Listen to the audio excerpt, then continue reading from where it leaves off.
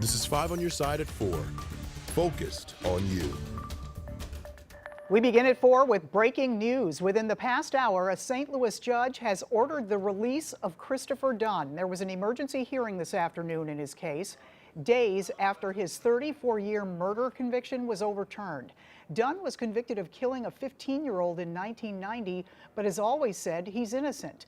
The hearing was held today after the Missouri Attorney General appealed his release. The judge ordered Dunn to be released by 6 o'clock tonight, or the warden would be found in contempt of court. Dunn has served his sentence at the state prison in Licking, which is between St. Louis and Springfield. 5 on your side's Robert Townsend attended the hearing and spoke with Dunn's wife. He'll have reports for us tonight on 5 on your side at 5, 6, and 10. You can also find coverage on KSDK.com and on the 5 on your side app. And let's get you now to a developing story out of Bollinger County, about 2 hours south of St. Louis. Several law enforcement agencies, including the FBI, now conducting a massive search there. Thank you for joining us at 4. I'm Brent Solomon. And I'm Kay Quinn. This afternoon, the agencies will not confirm what they're looking for or why they're searching in that specific area. So let's show you the location. Again, is it a remote part of Bollinger County, about 15 miles away from Fredericktown? That's where 5 on your side's Justina Coronel joins us live. Justina, what can you tell us?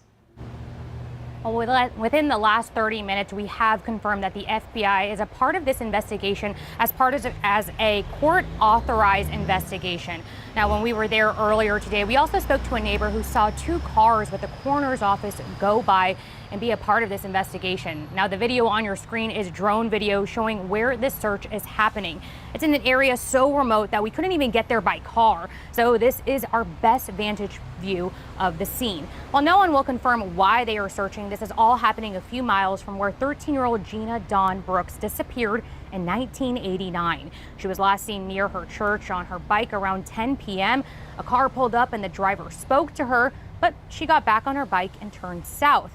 Her bike was found abandoned on High Street about a few blocks away from her home. 3 men were implicated in her disappearance, but no one has been convicted due to lack of evidence. Now, earlier today, I spoke to Theda Wilson, who founded the nonprofit Looking for an Angel after her son Christian Ferguson disappeared and was murdered. And it's imperative that individuals not forget about the fact that just because a case is old does not mean that it cannot get justice. Now, we have reached out to multiple agencies trying to confirm any more details. The Missouri State Highway Patrol tells me earlier today that they will push out more information to media as soon as they can. Reporting live, Justina Coronel, 5 on your side. All right, Justina, thank you. Right now, St. Louis public school leaders looking at ways to get kids to class. Last night, the school board discussed an emergency transportation plan. That's for the upcoming school year. It would get rid of dozens of bus routes and use Metro buses and MetroLink for high schoolers. The district hopes to use police officers and volunteers and staff to patrol problem areas. They stress the urgent need for volunteers. I know myself, as well as all the other board members, are extremely concerned, as all the families are extremely concerned with the safety and these routes of where our children are going to be walking, getting on and off the bus. And there is a cry for help in regards to volunteers. Now, there will be a Transportation Solutions meeting on Tuesday, August 6th. That's at Vashon High School at 6 p.m. All right, turning to your weather impact forecast. Calm right now, but don't be surprised if a pop-up shower or storm forms this evening. Chief Meteorologist Scott Connell here with a first look at the forecast. I think it's really going to be isolated for us as we head through the evening hours, Kay. Right now, looking out into St. Charles, we don't have as much growth in the cloud cover around the area, but one thing to notice, that sky is not all that blue across the area this afternoon. That's wildfire smoke. We'll talk more about that in a few minutes. But you see the radar. This is just the usual ground clutter around St. Louis. There have been a few isolated showers and storms, most of them far to the south, down near Fredericktown, over south of Perryville, and then up into central portions of Illinois. We've had some thunderstorms closer to a cold front, which is trying to nudge in from the north towards St. Louis. It's certainly not here yet, and it doesn't look like it's going to instigate a whole lot of shower and thunderstorm action this evening. Temperatures are in the upper 80s, right around 90 degrees. Over in Edwardsville right now, not much in the way of cloud growth at the moment. And with that in mind, It's an isolated shower chance, less than 20%. Probably 10 to 15% chance at the most for an isolated shower storm this evening. It does stay warm, though. Temperatures are holding above 80 degrees through 10 o'clock tonight in St. Louis. We'll see you in a few minutes. We'll talk more about the wildfire smoke and a little better chance for some showers and thunderstorms tomorrow. All right, thank you, Scott. In just a few hours, President Joe Biden will address the nation about his decision to exit the 2024 presidential race. That's right. Karen Caifa explains that the president is expected to talk about his final 6 months in office and then passing the torch to Vice President Kamala Harris. The tributes have been pouring in since Sunday, but now President Joe Biden set to address his decision to step out of the 2024 presidential race in his own words. He will talk about not only the work, the extraordinary work that he has accomplished, but about his work in the next 6 months. Biden's speech from the Oval Office, an opportunity to seize the electoral spotlight before ceding it to his vice president, Kamala Harris, who on the heels of Biden's endorsement has gotten off to a quick start, raising money and sparking a new enthusiasm among younger voters online.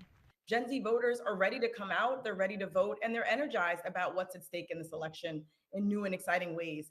The Harris campaign in a memo arguing their universe of swing voters has expanded. They're more upbeat about their blue wall states like Michigan, Pennsylvania, and Wisconsin, and the diverse Sun Belt states like Arizona and Nevada.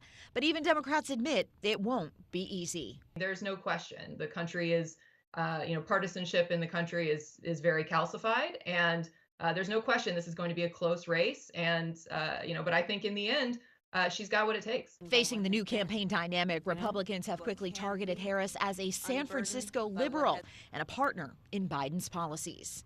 At the White House, I'm Karen Caifa.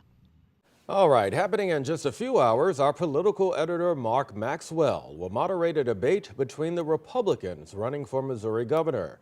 Now, due to the president's address tonight, that debate will air tomorrow night at 7 o'clock right here on 5 on Your Side and on the 5+ streaming app. Right now, Israel's prime minister is asking U.S. lawmakers for their continued support in his war with Hamas.